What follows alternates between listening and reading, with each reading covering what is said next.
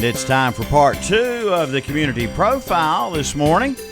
This is Milton Baker, joined now by Kevin Hastings from the KTC Broadcasting family and What's Up Shopper newspaper. Good morning to you, Kevin. What's up, Milton Baker? Got that Tar Heel shirt on. Yeah, we do. It's Tar Heel Monday. I know. I got my Tar Heel hat on, and we got a real true blue Tar Heel on the phone here. Yes, we do. From Houston, Texas. Live from the Final Four from Houston, Texas. Shelby's own, Shelby High School graduate, Moorhead scholar, right, D-Ray? Yeah, doing all right. And Daily Tar Heel, I'm down here credentialed through Sports Illustrated Campus Rush, so it's been a big time. I got an article in the Shelby Star today as well, so be sure to pick up a copy of that. Well, good deal. We're looking forward to reading that. If everyone in the Cleveland County Shelby area, a lot of people know you as D-Ray, named David Allen Jr., your father, of course. He used to work for us for a while. He's done a lot of games. You've done some World Series games with us too. You're part of our KTC family, so it feels good to have a Tar Heel down there, part of our family. And from your perspective, I'm guessing this is probably you're having the time of your life, aren't you, David? Oh, yeah. I'll tell you what, last weekend, or 2 weeks ago, I was in Raleigh, and Raleigh was fun. A couple of fairly easy games, Florida Gulf Coast and Providence, and went into Philadelphia last weekend. I was a little bit nervous, a good Indiana team and a good Notre Dame team, and was nervous about both of those games, but had a lot of fun. And now in Houston, the stakes are bigger than ever, and even though Syracuse was a 10 seed, the entire week before, I'm playing them up in my head as if they're, the 1994 or 1995 Bulls in my head. That's their like, because when you give yourself a week to think about it, they just get better and better, and that zone, that 2-3 zone they run just keeps getting better and better. So obviously this Villanova team who's coming off a 95-51 win over Villanova, I know Tar Heel fans are anxious for the 9-19 tip-off tonight because it's going to be a good one for sure. Well, us on the East Coast, we're just glad it's not at 10 o'clock now. We might be able to keep our eyes open for the national championship game. The scheduling. I'm sure. Has Roy mentioned any of that? Yeah. In fact, Roy did a couple weeks ago. He said his quote was "Jiminy Christmas" is what he said. He said "Jiminy Christmas." He was tired of waking up at 6:30 in the morning and then not getting to go to work until 10 o'clock. So, some of those older coaches might have to take naps. Do they have to take daily naps on these 10 o'clock tip-offs?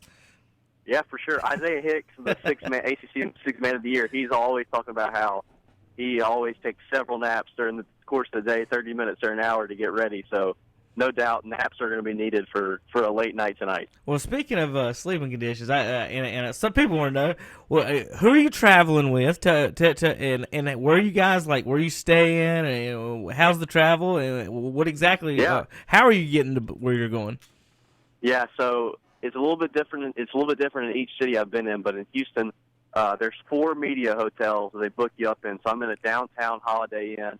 With most of the UNC media corps is here for the most part, and there's a media shuttle that runs every half hour that takes you to and from the stadium, but the media shuttle is not very reliable. There is a metro right outside that we've been taking back and forth to the games, and we got on the metro for Saturday on the way to the games, and there were a couple hundred fans in there, and they're chanting back and forth to each other, so that was quite the experience. But yeah, I'm down here I'm staying in the hotel room with my buddies at the Daily Tar Heel.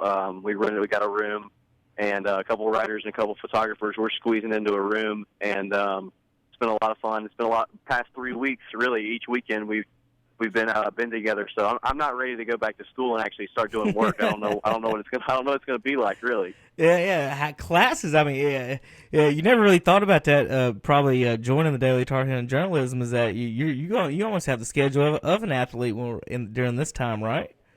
Yeah, I mean, Justin Jackson yesterday in his interview, somebody asked him. Justin Jackson starting score guard or even small forward, really, for the Tar Heels.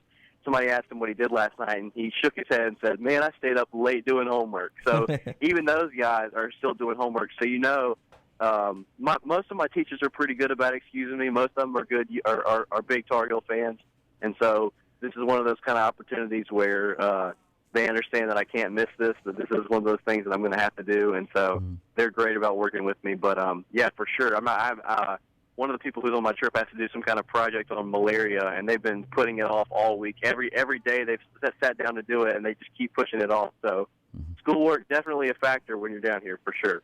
What now? As far as you guys getting ready for tonight, what's your schedule looking at for today? What you got ahead for yourself as a reporter for the Daily Tar Heel? Yeah. So yesterday was probably the craziest of the 3 days, which is kind of weird because it's the off day, and because we come into the media at the Energy Stadium, the stadium the game's at about noon. And we get lunch there. The media serves us lunch. And we're there for all 3 hours of the Villanova press conference interviews, the UNC press conference interviews.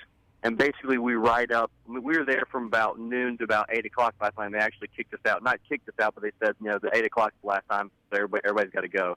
So we stayed there the whole time, kind of writing preview stories for tomorrow. Now, today, I woke up early this morning a little bit, and you can only do so much pre-writing. That's kind of the tough thing, is because you'd love to get as much done as you can, because obviously we got a deadline tonight, which is going to be 1:30 Eastern.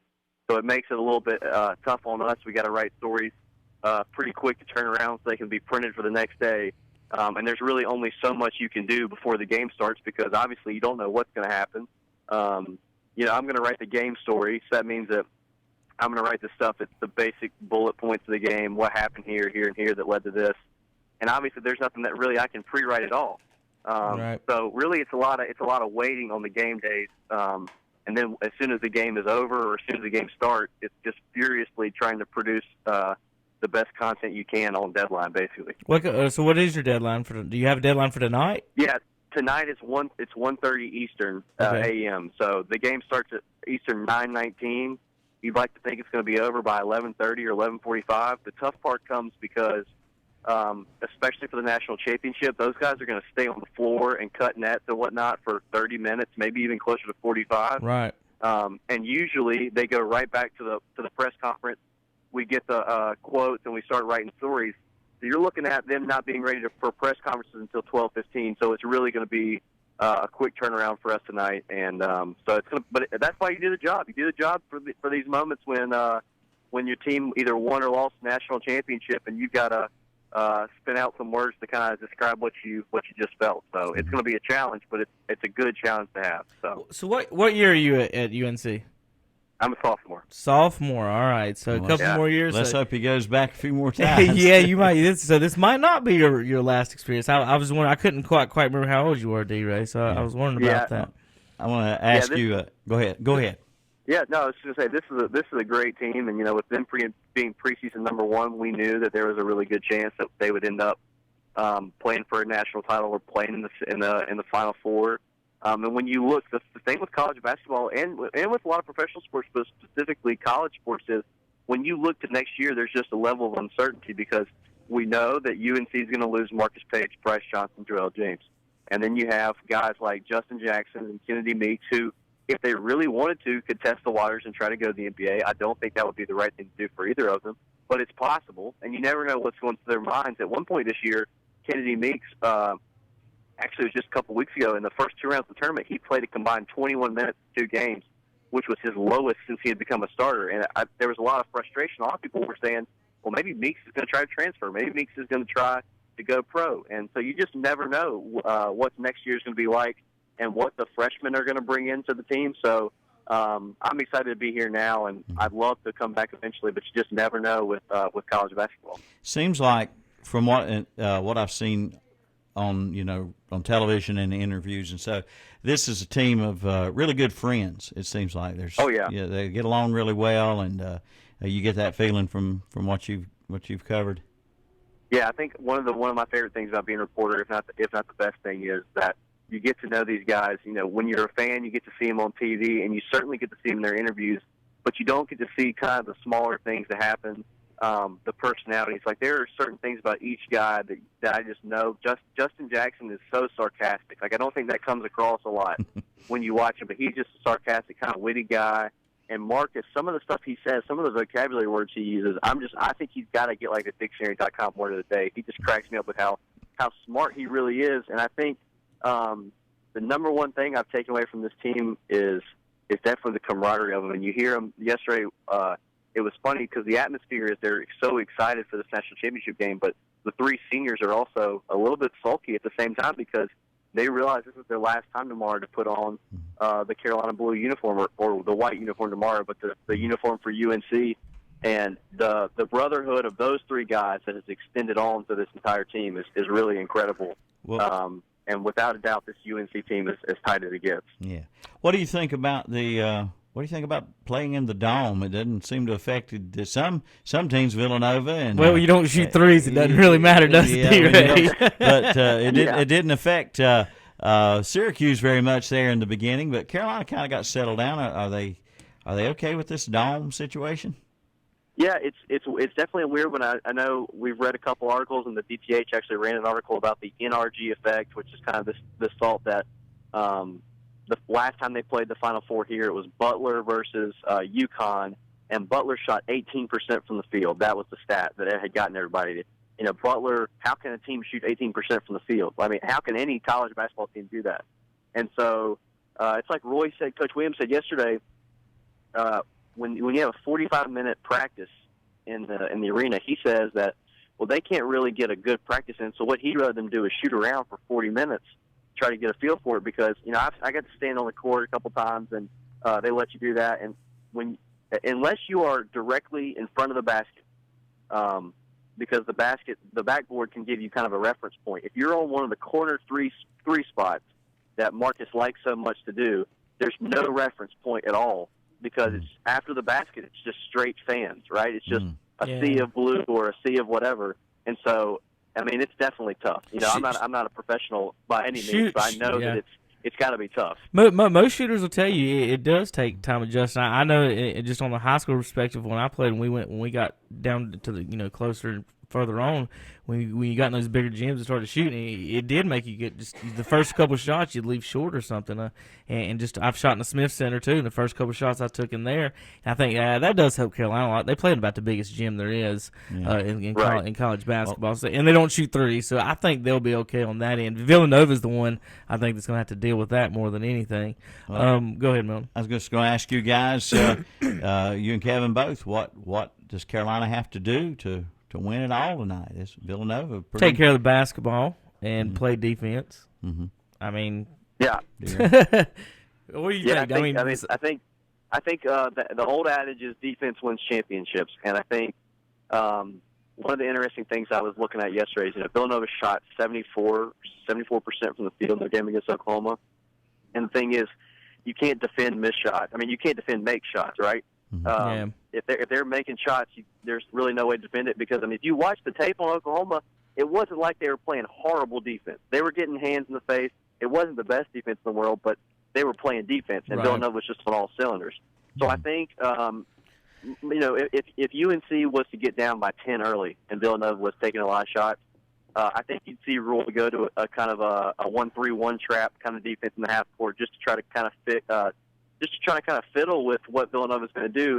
But I think you're completely right, Kevin, when you say they got to take care of the basketball. This team, when they get out in the open court and when they run with teams, nobody wants to run with Carolina. Nobody wants to run with Carolina. There's not a team in the game that can run with Carolina, in my opinion. And if you get out in the fast break, there's so many ball handlers on this team. And I love when UNC goes small with Theo Pinson at the 4 and one true big man, and they got 4 ball handlers on the team who can just run the floor. And that's when I think UNC is really at its best. So definitely, I think you're right, Kevin. Take care of the basketball and play tough defense and really just have the desire to win it. And I think it's going to be a great game either way. Here's how I think Villanova will win. And this is the key. This is my key to the ball game, D-Ray. It's called free throws.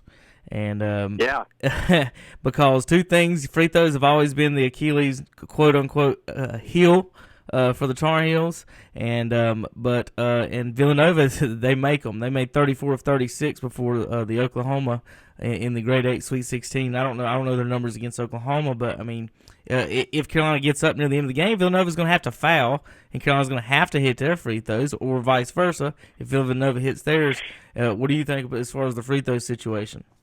Yeah, if you think back to the second Duke game, UNC was in Cameron.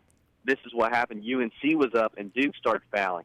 And UNC went 6 for 6 in the last 30 seconds of the game, including 2 by Theo Pinson, which is unlikely. But you're completely right. You're completely right, which is that this team has had a bit of an Achilles heel shooting free throws. They've not always been a great free throw shooting team. Roy Williams Marcus teams have never Page, been a who good free was- throw shooting teams. Say that You know, again? I was just saying, just Roy Williams classically, his teams have never been good free throw shooting Right. teams. It seems like. Right, yeah.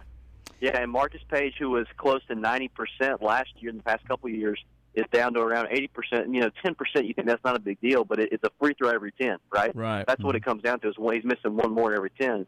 And when the ball's in your hands and nobody else's hands and the whole world's watching you with, 10 seconds left, I can't imagine how hard it is to shoot free throws. So I think that's very true as well.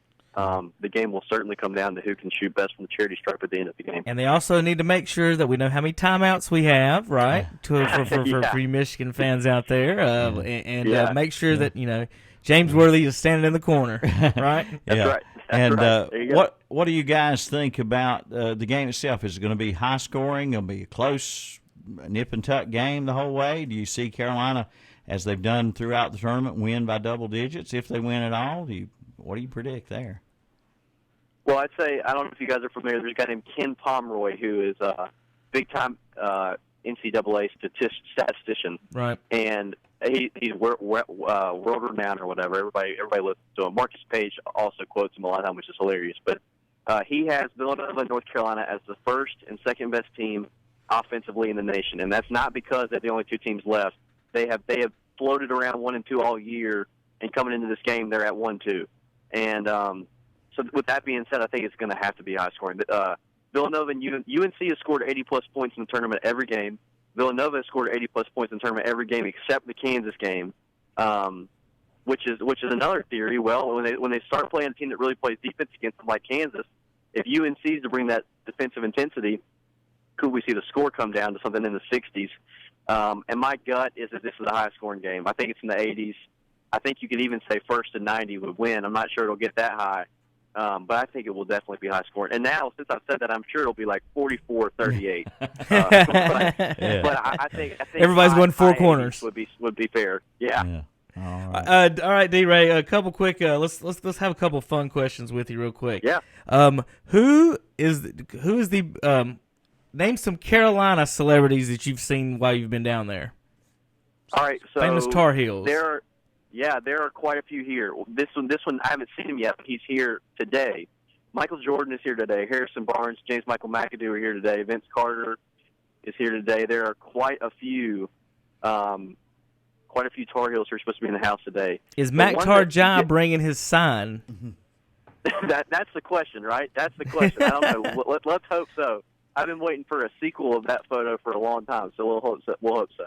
So, if you say, is James Worthy in the house? Any other Tar Heels? David Love. I saw David Love the third on TV last night. Well, I've not Davis seen Love third, James Worthy, and Davis Love the third. That does not surprise me if he's here. Now, these aren't Tar Heels, but Joe Biden and George H.W. Bush were both in the house on Saturday, and so the Secret Service was checking bags. Oh, okay. And it was intense, to say the least. You weren't sweating, were you? I mean, I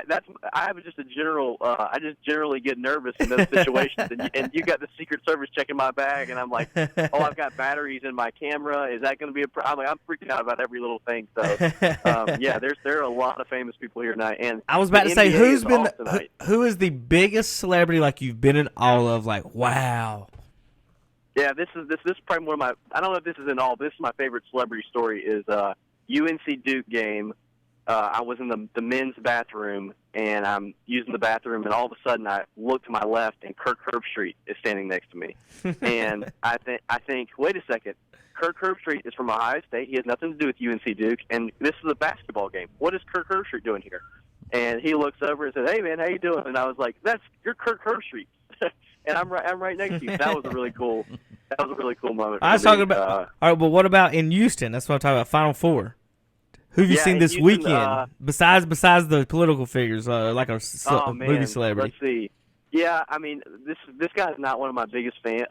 He's not one of my favorite guys, but I was right next to Stephen A. Smith for a little while, which is pretty cool. All right. And I'm right behind the TBS cast, so I got to see Reggie Miller, Greg Gumbel, Kenny the Jet. That was probably my favorite one. Was Kenny the Jet? Kenny the Jet Smith. He came there was one Syracuse in this UNC section, and he willed him out of the section. I'm not kidding. He booed him out of the section. So getting to be around those media guys. Andy Katz is down here from ESPN. There are a lot of people who we just run into. And, have y'all been on? Have you been on the elevator with anybody famous? No, we don't. I don't have to take the elevator. I'm on the bottom floor. So I don't have to do that. All right, 2 quick questions. How long was the flight to Houston?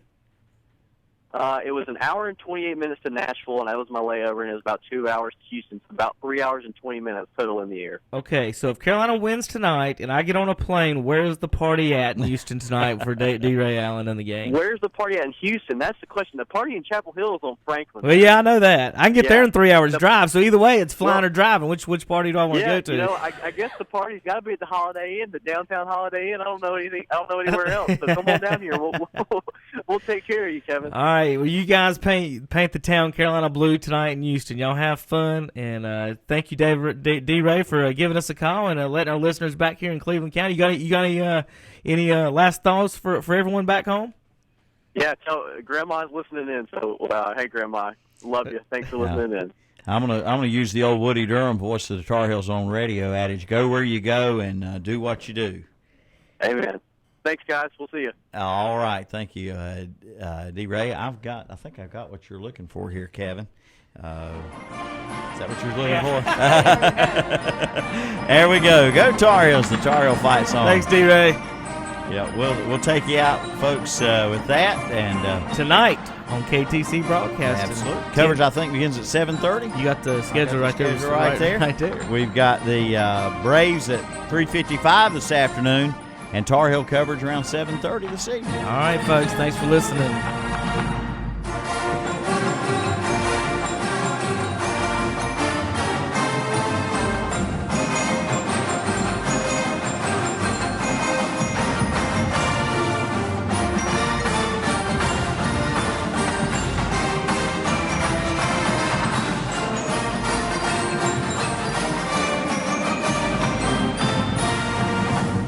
People are talking about their favorite places to listen. Listen to it in the car. In the car. Big O Country, WHS Shelby, WLON Lincoln, WCSL Cherryville Gastonia. Online at KDCBroadcasting.com.